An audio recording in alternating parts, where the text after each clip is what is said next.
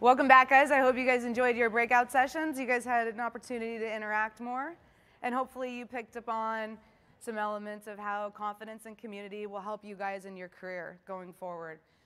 But now we are going to go on to an exciting part of the day. We're going to have our first Breaking Barriers panel. These women have all faced massive challenges in their careers, different reasons, and they've all rose above and overcome. So please join me in welcoming first Katie Sowers.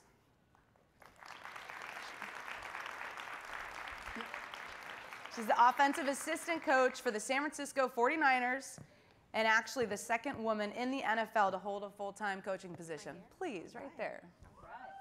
I'll forgive you for not being a Green Bay Packer coach. Maybe that'll be your next step. I worked with the head coach. Oh, you did? Yeah. Okay. Yeah. Well, we'll talk more about that later. All right. Next, join me in welcoming Ibtihaj Mohammed.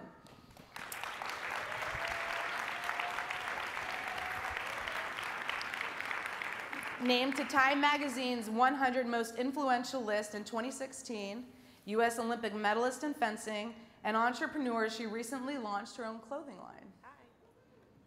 Yeah. Next, we have Kat Hosroyar, head coach of the Iran U19 girls national team.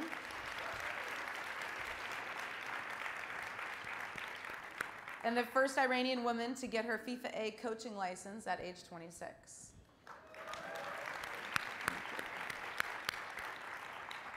And last but not least, we have Crystal Dunn.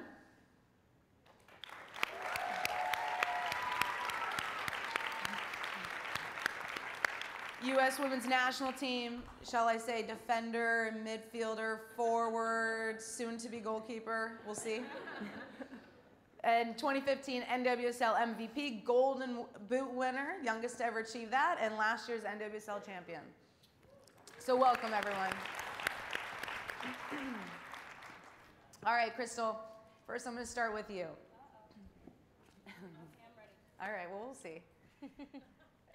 It's been well documented. You've had to battle for equality in women's sports. What do you think is the best way to speed up this process, and what have you seen makes the biggest gains? I always think continuing the conversation and, not being afraid to speak out and, pull someone aside and say, hey, I have this idea. I think things, can change. What do you think? And I think what definitely helps me get the conversation going is feeling confident and comfortable reaching out to those around me who feel the same way and are willing to, take action. How difficult is that in an organization that you might not have a ton of power in, and you're maybe not in a position where you can make change personally? Yeah, if I feel like I don't have the power individually, I do think it's important to take those steps to reach out to someone who you think could help get that conversation started even quicker. And like I said, it just starts with a conversation. It starts with you showing your passion and not being afraid to, not feel like you can make that change and just step out yourself and fight for what you believe in. A lot of that sounds like even being a mentor for others. In your life, have you had a mentor that has guided you and really helped you to get to where you are today? Definitely. I think it's so cliche, but I feel like I've always, valued and respected how my mom kind of raised me and always taught me to, not be afraid of being different. And if that means standing out and standing up and sticking out, that means that's exactly who you were meant to be. And from a young age, I always felt like, I was comfortable in my skin. I was, pretty quirky and weird at times and things like that. But I felt like it's most important to be yourself and, fight for what you believe in. And if, others around you don't have the voice, then you need to be that voice. How were you quirky and weird? Give us one. Well, this is embarrassing. It's supposed to be. Everyone who knows me knows that I just love music. I honestly was thinking that if I didn't play soccer, I'd be an entertainer. I'd be a backup dancer somewhere. But I think you got a stage. No, let's see it. Come on. There's no music. I can't. I think we can change that. I didn't hook my. I want you to think about that. I'm gonna get music on a little bit. And then okay. You're stepping up. All right, Kat. As head coach of the Iranian U19 girls national team, you have been a leader to many young women. What is the current state of affairs in Iran with regards to access and support in football? This is a great question because, I don't think people, especially in the U.S., understand, how easy it is to play sport here. If you wake up one morning, you're like, oh, I want to, get a soccer ball, go on the field and start playing. It's so easy. The access is easy. Whereas in Iran, whenever football started 14 years ago, you had to get permission to go get a pair of shoes, to go get a ball, to go find a field to play in. But over the past 14 years, whenever soccer started initially, you see the growth of popularity. Because I don't know how many people here have Iranian friends, but during the past World Cup, Iran, was in a very tough group: Portugal, Spain, and Morocco. And this is whenever the world found out how Iran runs in Iranian, or how football runs in the Iranian DNA. And I think because of that popularity, it has helped women to have a platform for sports, not necessarily just soccer, but it definitely does make the process easier because the men have gained so much popularity. So that's actually helped women become uplifted in it as well. But it's been a long road. I can't say it's always been easy. It's been a lot of ups and downs, and it can only get better from here and just move forward. Well, it's funny because I know some of the Iranian men's national team players were speaking up in support of you guys because they wanted you to be able to go and watch football matches live in stadiums. Can you speak to some of those challenges that you still currently face and not being able to witness those events?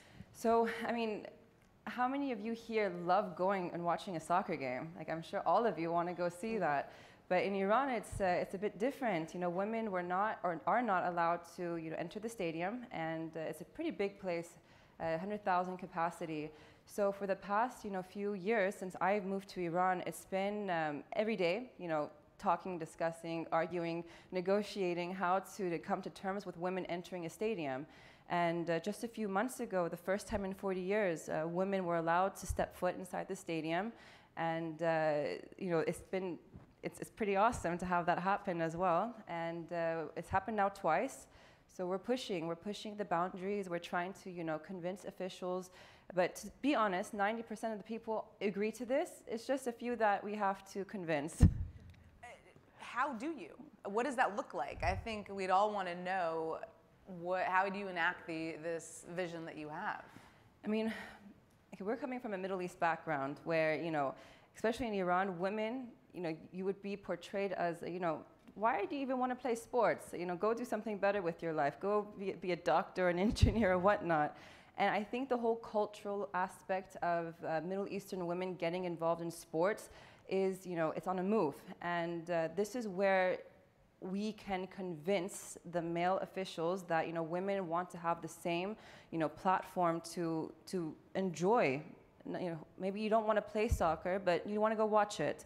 So I think, just by showing how popular it is amongst women in a country, especially in Iran, that's going to help be the convincing factor.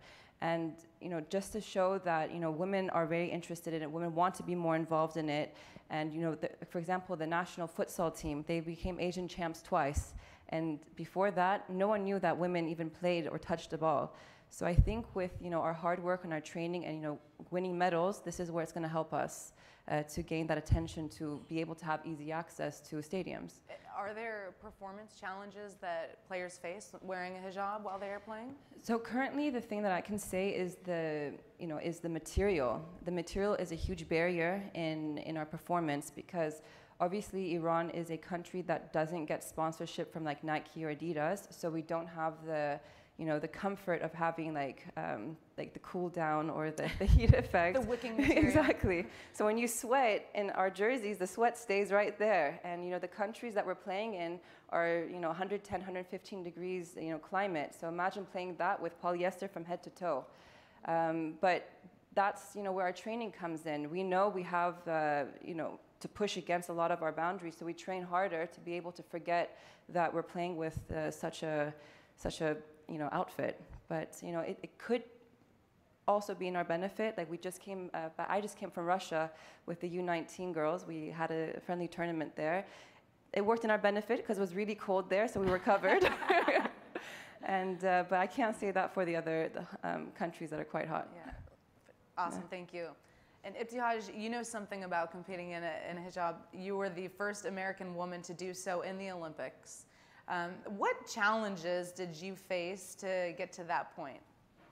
So I was competing in a sport, the sport of fencing, where I was, one of one. There are not a ton of, not just African Americans, but people of color in general. I'm also the first woman of color to represent the United States women's saber team. Before me, there had never been anyone, and my first team was in 2010. So it's not just breaking that barrier in your mind, not seeing anyone who looked like you present in that space, but it's also, pushing past that barrier and showing other people that you belong in that space. And there was a lot of pushback, not just from other fencers and referees, but even from coaching staff, people not wanting you to occupy that space because in their mind you don't fit. And I, similar to Crystal, just never really cared what other people thought. I felt like I was doing my own thing, and when people tell me no, I tend to want to prove them wrong, and I just, found motivation in other people's doubt. That makes sense. And Crystal as well, when you're in these situations and you're not worried about whether people are thinking, if you will, what is the basis of that confidence? Is it what you were born with, or is it your preparation? Where do you get that from? It's definitely something that I had to learn. I spent many of times when I was younger crying and feeling really frustrated at the discrimination I was feeling. And one of the crazy things about feeling or having that sense that, someone dislikes you or is mistreating you or not giving you the point, like in my sport, it's very subjective. You can have an official who may not like what country you're from, who may not just like you, or doesn't like your style of fencing and can withhold your points, give them to your opponent. So even as a professional athlete, I've had these moments where I feel frustrated, and I don't want you guys to think that I was born with this confidence and I haven't had tough moments. It's definitely something that my parents instilled in me, that you can't complain, you can't be frustrated, you can't use that as an excuse, you can't use that as a crutch, I've just made the decision to be strong, and I've made the decision to occupy these non-traditional spaces because I feel like I have to do it for all the young girls who come after me. Just because I'd never seen a Muslim woman do it before doesn't mean that it couldn't be done. Yeah, that's great. And you speak to perhaps your community.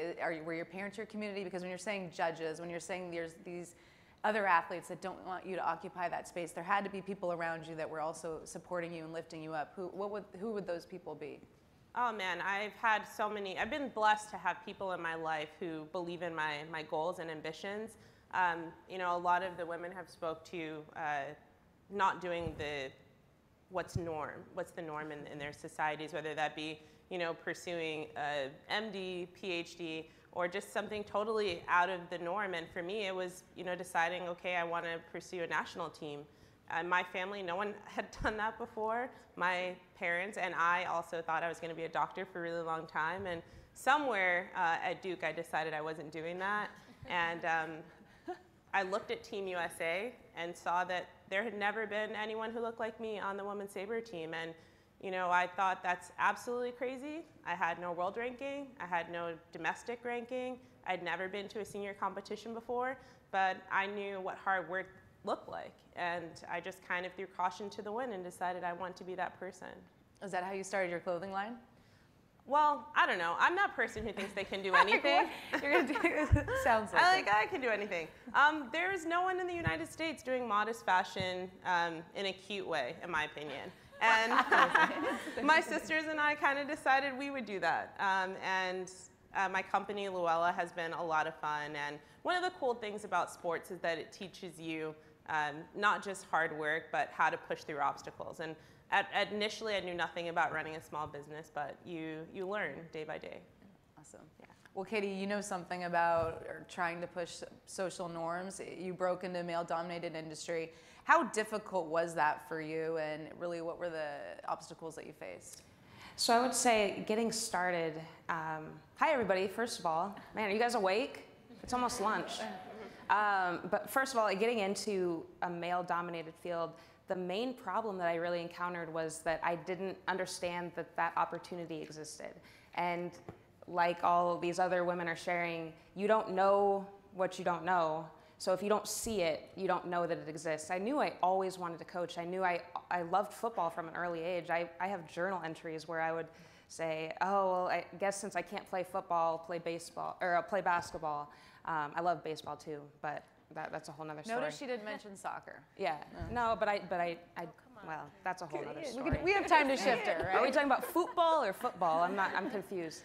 But I get really confused right now. You play football with your hands. That's a whole nother conversation that we can get into later. But, and it wasn't until Becky Hammon started coaching in the NBA that I had come around. I came back. I was playing adult women's tackle football, and still I didn't even think about coaching football at that level. And then I saw her and I thought, oh my gosh, how have I not thought about this? And it's because there was no visibility, there was nothing there. And if you guys think about it, like you drive through McDonald's, you order a Happy Meal, and they ask if you have a boy or a girl, and based on whether it's a boy or a girl, they think for some reason they have a better chance of understanding what your child wants. And you go to a store and you walk through the aisles, and there's a girl aisle and a boy aisle, and if you think about that in life and how many opportunities we're limiting based on those. If we opened up those aisles to everybody and we let kids, I'm preaching to the choir right now, but if we let our kids know that every aisle was open to them, we are giving them so many more opportunities. And if I would have known that that was an option for me, I probably would have broken earlier. Yeah. Long story short. No, that's good. Yeah. I mean, I'm okay with opening up every aisle as long as the price range is under like 50. Yeah. Okay, I got 4 kids. And on sale, it's fine. Yeah. I'm sure there's been a lot of preconceived notions, however, that you fight when you're in this industry that perhaps you don't know as much as men. How has that been? How do you navigate that? It's interesting, and I think this is kind of a societal norm, is what I've found, and it's not necessarily with one organization. Oftentimes we as women, it's assumed that you don't know until you prove that you do, whereas men come in and they know until they prove they don't. And so you fight that balance, but then there's also something that you have to keep in mind, that we also tell ourselves stories. There's the facts and there's the stories. And I think oftentimes, a lot of times women too, will tell a story to ourselves. Someone gives you a report or, passes you on a report, and they say, you think to yourself, well, they didn't give me that report. It's because I'm not good enough. They don't think that I can do it. And the fact is, you didn't get the report. The story is what you tell yourself. So you balance those, because sometimes the story you tell yourself is true and sometimes it's not. And we really just have to communicate and get to the bottom of it. But at the end of the day, would you say that you still have to work harder than the man sitting next to you? Or would you say, no, it's equal? I would say that I need to prove myself. I need to go above and beyond to prove, because of especially football. A lot of people don't even know women play football. And I'm talking about American tackle football. I'm not talking about football. I love football, but we don't say it that way, by the way. Well, that's why I try to emphasize. It's the way of because nobody understands. I say I coach football, and they're like, oh, like soccer, and I'm like, no. I really want to hear it from this side over here. I'm with like bats.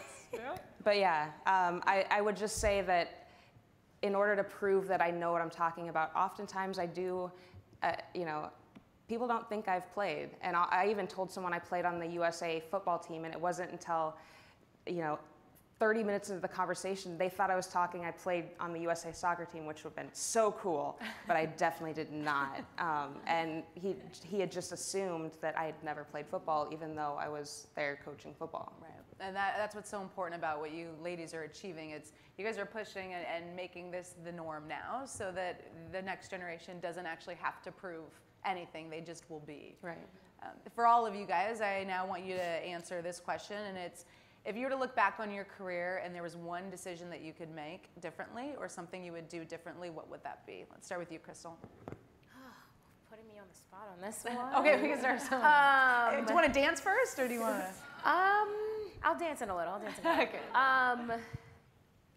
I would say just to enjoy more of of the game. I think at times, you know, we're so tense, and, you know, especially as women, we always feel like we have to overprove, And I think there's been some glimpses in my career where, you know, I almost forget why I fell in love with the game of soccer, you know, and I think, you know, that's what keeps me sane now, is just really knowing, you know, I try to always set a good example for those that want to walk in my shoes, and it's important for me to remember that it's a fun game, you know, and you know, when you put your all into something, good things happen, but sometimes good things don't always happen. You're gonna have a mishap in a game and things like that. And I think just to spend limited time in the lulls is what I've always wanted to kind of work on. And I think in the past I've spent too much time in the low moments, and instead of enjoying this game and loving it for all that it gives me. Would you say that right now, as you're 3 months out from a World Cup, that you're having to learn that lesson again right now? Or would you say that right now there's something else going on inside you that you're working on? Yeah, definitely. I mean, yeah, we're 3 months out. I hope you guys all know that World Cup is coming. So 3 months out, football. It's coming, and, you know, with that comes a lot of stress, you know, comes a lot of nerves, maybe some doubt along the way, but I think for me, it's always important to just, you know, feel confident in myself, and regardless of external factors or critics or anything like that, it's just important to stay true to yourself and know your value. I think everyone here has a purpose in life, and it looks different in so many different ways, and, you know, we're all here for so many different reasons, but ultimately just finding yourself and knowing your strengths and also acknowledging your weaknesses is important. And I think going forward for these 3 months it's just fine-tuning things that I might not be amazing at, but not discouraging myself and feeling like, you know, I'm not where I need to be. Like, the journey is going to be amazing, and you just got to embrace it. And flashback 4 years ago when you missed out on selection. Now, knock on wood, you know, yep, we're not going to. It looks like you're certainly a starter at this point. What has changed for you to get yourself into this position? Just self-belief, I would say. You know, I think, especially as women, you know, we almost come into the world feeling like we just have to do so much extra that, you know, men don't have to think about or anything like that. It's almost built in us to be like so hard on ourselves, you know, and I think 4 years ago I was so hard on myself. I didn't feel valuable, and I think that was what the hardest feeling was when I didn't make the World Cup roster, was feeling like, you know, all my hard work up until this point like means nothing. And I think once I got out of that embarrassing state, I was like, I'm okay. You know, I actually went on to actually have the most successful career year, and I think that's a prime example of turning a not so great situation into like something that's incredibly amazing.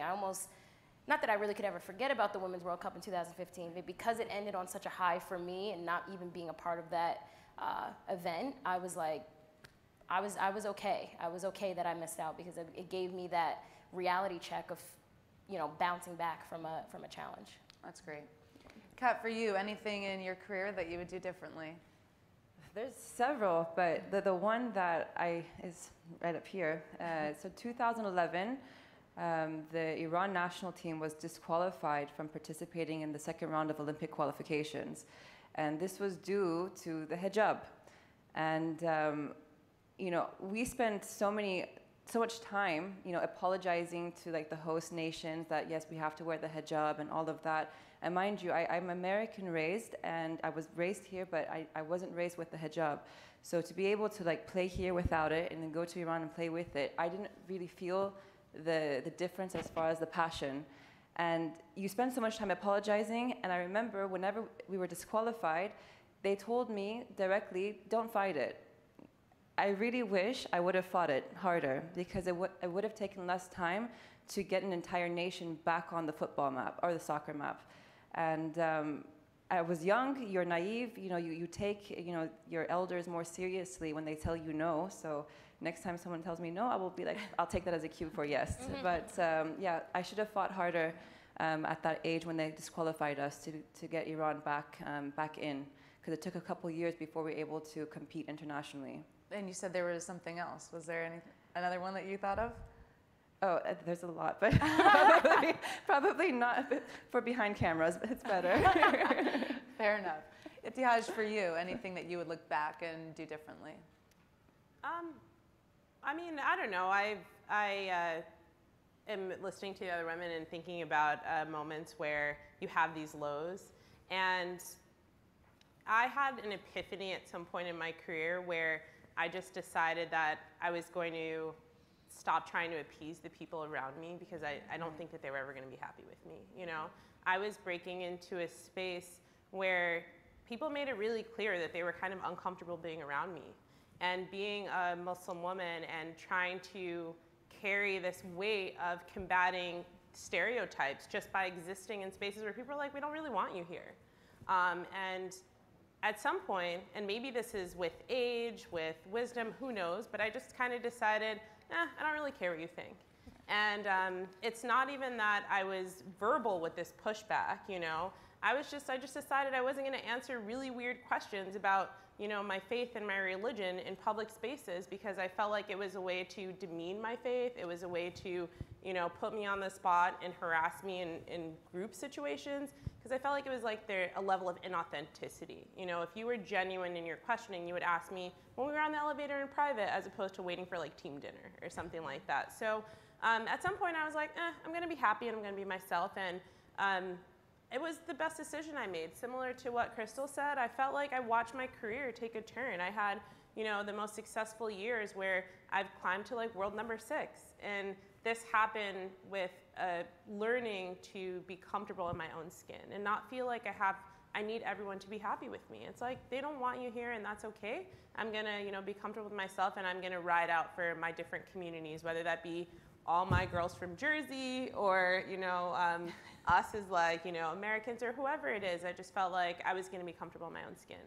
Is that something that you flipped a switch on, or is it something that you continuously had to go back to and revisit and remind yourself of that strength? Oh no, I like flipped a switch. It was like night and day. I was like, you know what, this isn't working. And I had I revealed a lot. I wrote a memoir recently in my book, Proud. And is this before or after launching the clothesline? Right. This is very recent. My book came out in July. And in my book, I talk about mental health. I talk about suffering from depression for 2 years. And I felt like this is something that I needed. I needed to say enough is enough. And in making that decision, having that moment, I was putting myself in a better situation in terms of my own mental health. And in turn, I watched my abilities as an athlete kind of, you know, climb. I had the most successful year of my life prior to the Olympics. You know, in our Olympic qualification, I won more medals than I had in my entire career. And I think that's because I changed the way I thought about myself. It's amazing. Yeah. Love that. For you, Katie? Career's young, but... Yeah, not to steal what anyone else is saying, but it's the truth is I think I would have earlier in my career been more, spent less energy worrying about if other people thought I was good enough, if other people thought I was worthy, if other people thought I could do it, because I spent so much energy worrying about that I wasn't spending energy just getting better as a coach, getting better as a person. And I think so many times we get so wrapped up in what other people are thinking of us and what, you know, am I good enough? And if we would just stop and be vulnerable to our weaknesses and not have this imposter syndrome where when are they going to find out I'm really not as good as I think I am? Everybody is worried about their weaknesses. Everybody is worried about what everyone else is thinking. We have to just stop and acknowledge our weaknesses and get better and just and spend our energy tunneling it on the things that need that energy. And if we could do that, we would all improve in every area of our life. Absolutely. I think now we're going to turn it to the audience to open it up for some questions if you guys have some. So we're going to send a mic around and just raise your hand if there's something that you want to ask these fabulous women. Yep, in the back, I think the first lady. Hi, thank you guys all for being here. I'm a sophomore at Harvard where I also play soccer. And my question for Katie is, how do you define and embrace your femininity while also staying in such a masculine organization? What femininity? No, I'm just kidding. You know, I think it really just comes down to being who you are. It's not about being feminine. It's not about being masculine. One thing you'll find about the game of tackle football, I'm going to say tackle That's football, good. is that it's one of the most feminine hating in a way. And I say that if you think about the language that's used, everything that's stereotypically a woman, you're soft, you're not aggressive, you whatever, you hit like a girl, you throw like a girl. I mean, everything that is in sports in general, but football especially is just so masculine driven. But you have to forget all of that and just be who you are.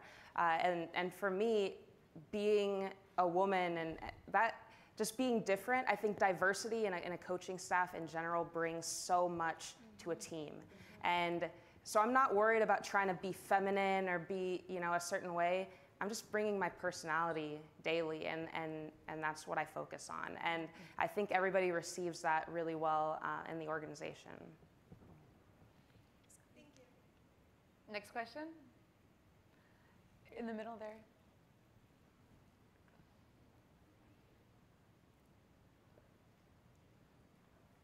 My question is for all of you. Working in a male-dominated field, did you ever face sexism, and how did you handle it?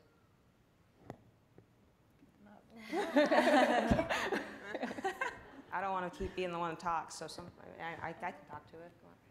I mean, similar to what Katie said, I think that and when I think of myself in fencing, right, you're trying to be yourself, but at the same time, there's a lot of things attributed to you just being, like, if you're good, right, it's like, oh, she's super aggressive, or if you maintain your strength and your confidence, even throughout training with guys in practice, oh, she's such a bitch, right? And these are things that you just kind of, I don't know, for me, I just kind of took it in stride and would never even acknowledge it, because those type of derogatory comments that people over and over attribute to us as women, to me, are not even worth, my voice. I'm not even going to acknowledge the fact that you're upset that you lost to me because I'm a woman, and this is why, it's them lashing out, and I don't know, I think that as athletes, especially as fencers, that's something we deal with on the training side, and on the competition side, it's just it's a whole nother can of worms. I kind of see, it's frustrating because we have a lot of male referees. There are very, very, very few female referees. And I hate to say this, but they're not any good. Like the 2 female referees that we have, when you have them, you're like, oh God, I hope that, she's able to get 1 or 2 calls right. I know that's so awful, but it's true. That's a really good, message as well. If I can jump in, sorry, that was rude of me. No, it's good. But I do feel that way too, because in the women's game, we're obviously trying to make that push and get a lot of female refs out there. But ultimately, I think we're not doing ourselves any justice just saying she's a woman, let's give her an opportunity. Yeah. I think so that we don't get into this women versus men kind of thing is, I just think women fight for equality because they just want to be given that opportunity to prove that they are deserving of it. I don't want to be given a role just because I'm a female and just because they're trying to equal everything out. I think it's kind of natural for you when you're like, oh, we have the 2 female refs that just happen not to be good. It's nothing against that they're females. It's like, if they're not up to par, they're not up to par. And I think it's important as women, we don't just take roles because you're trying to be the token female of the group. It's about us proving and knowing that we're good enough and given that role because we are deserving, not because we're female, just because of anything else other than that we are deserving of the role. Well, I think that how you fix that is you have professional athletes like yourself. When you do retire, you maybe decide, hopefully some of us decide to referee. Because if you're not good at your sport, yeah, me neither. I have no plans on refereeing. Verbally abused at all times. No, I would never referee. But I'm saying that hopefully somebody will, because when you have people who have not competed at the highest level, who are not good at the game, decide to referee, it's problematic. Yes, definitely. And just to touch back on the sexism part, for me, like I was saying, the language that's used in the NFL oftentimes can seem like it's degrading to women, or you hear that's gay, or that you play like a pussy, or whatever it might be, excuse my language. But for me, the way that I've kind of balanced that is you have to understand that a lot of those things are coming out of ignorance, and oftentimes they don't really know what they're saying. And if we come at it very defensive and ready to fight, ready to tell them they said something wrong, you become a person where they can't be themselves around you. And I know that me being in that room, in that coach's room, in that meeting, in that team room, is making more of a difference than me sitting outside the door. And when people feel like they have to be different around you, I'm telling you, the language will change. The way people talk, by changing the game, by creating more opportunities for people.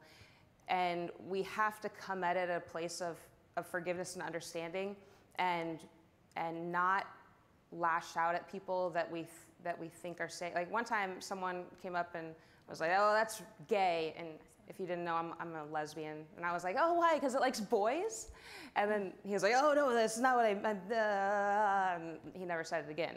You know, but if I would have, you know, came at him and said, "Oh, you're homophobic," whatever, I don't think I would have felt like I was a safe person to talk to.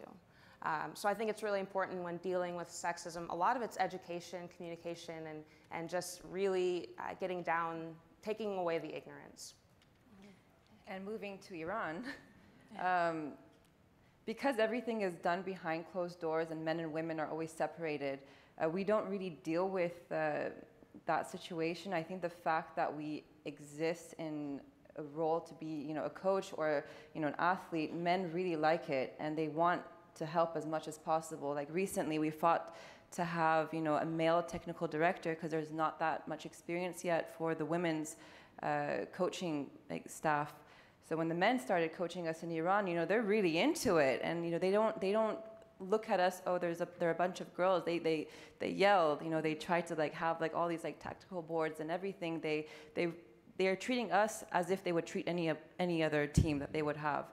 So the fact that, you know, they know that we can play and that we exist, that confrontation hasn't happened yet as far as, oh, boys and girls and men and women. So I think it's just more of a supporting factor because they want us to continue and grow on the world stage, especially in football. So absolutely. To come back to your question, yeah, we don't deal too much with it yet. Yet. Well, maybe we have time for maybe one or two more questions. Yep, you in front here.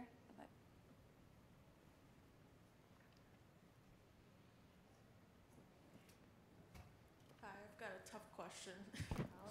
So I have found that when I want to demonstrate that I'm an ally towards somebody, that I only have the opportunity to present that after something negative has happened. So you directly mentioned the slander that came, and then you said something and corrected it. How can we do a better job of demonstrating that we want to be allies before something negative happens?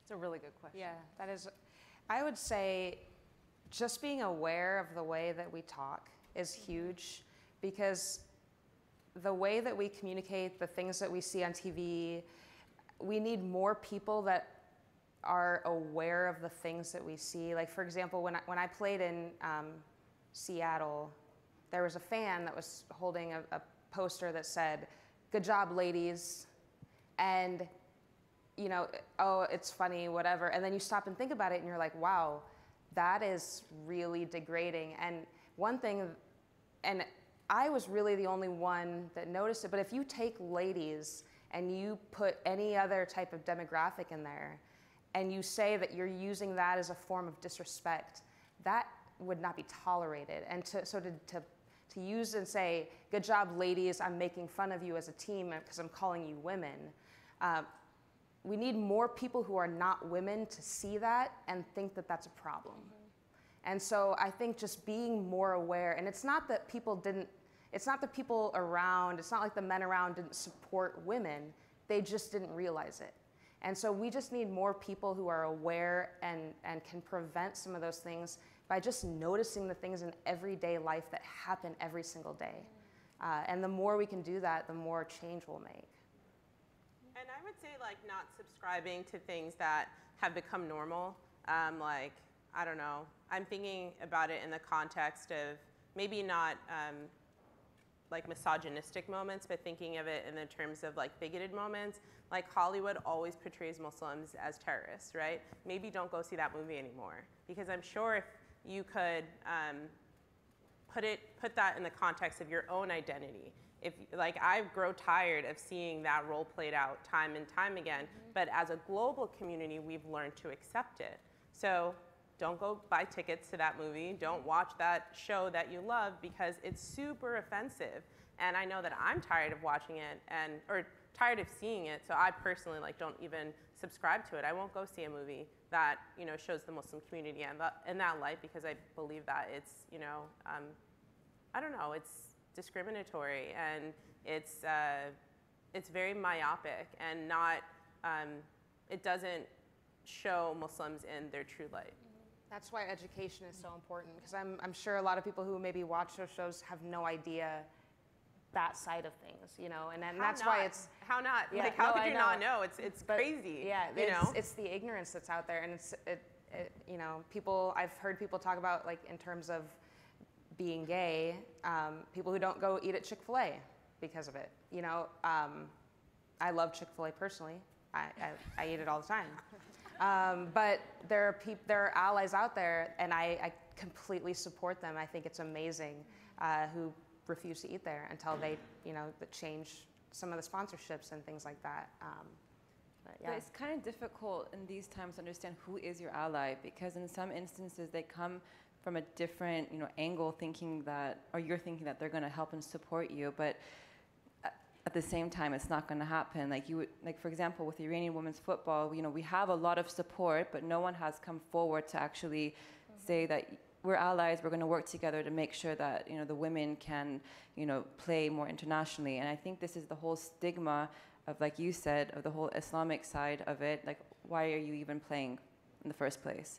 And another point that you came out with is the education. So I feel like as a head coach, I'm not just the coach. When I travel anywhere, it's a matter of me educating as many people as possible, you know, like on TEDx or, you know, on different like interview posts. But it's just a matter of educating and bringing the world closer. And we can't do that because we have so many different, you know, devices to do it on. So I feel like it's just a matter of me pushing a little bit harder and educating a little bit more, just so people can understand where we come from.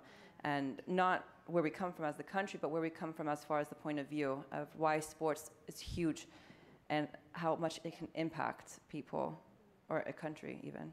Yeah, definitely. Just being more proactive, and we've all brushed up on it, but being educated. And that is the great thing about sports, I do think, is it honestly almost puts you in a position to come across so many different people of different walks in life. And that's why it's important, especially me being on a soccer team. I'm around tons of women, obviously, every single training and things like that, and it's becoming a way more diverse group. And I think for me that is amazing, because, you know, as strong as you can be, it is difficult when you only see the same types of people and things like that. But when everyone comes together and everyone is from so many different walks of life, different shades, colors, everything, the conversation and the norms, that's what the norm becomes, you know? And the more we can just continue being kind to each other, continue not making any judgments off anyone, will always kind of push us in the right direction.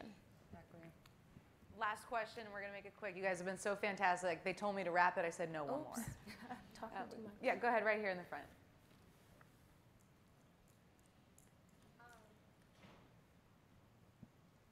Good running. Katie, you talked a little bit about how you feel like you have to prove yourself a little more than the others. What have all of you done specifically to earn the respect of groups that look at you differently?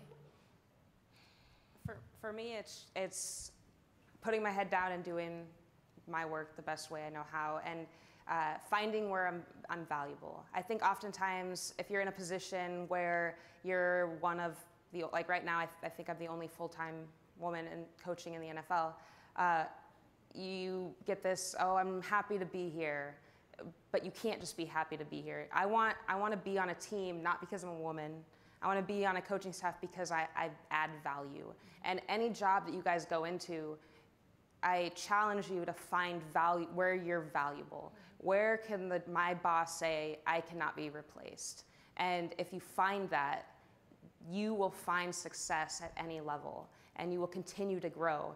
But the more that we just stay complacent with where we are, we're not going to grow. And I think that's, you know, if you take anything away, is find your value. And that's what I had to do. Go ahead, Crystal. Yeah, I would say for me, especially as a person of color, I play a sport that it's now becoming more diverse, but it was not always the case. I've played on many teams where I was the only black girl on the team, and that was normal to me, you know. And I think times have changed. There's way more diversity, but when I was growing up, I was always brought up not even playing soccer, but just as a person of color in society, that you always have to prove yourself. You know, I always felt like I had to do above and beyond things, get really great grades.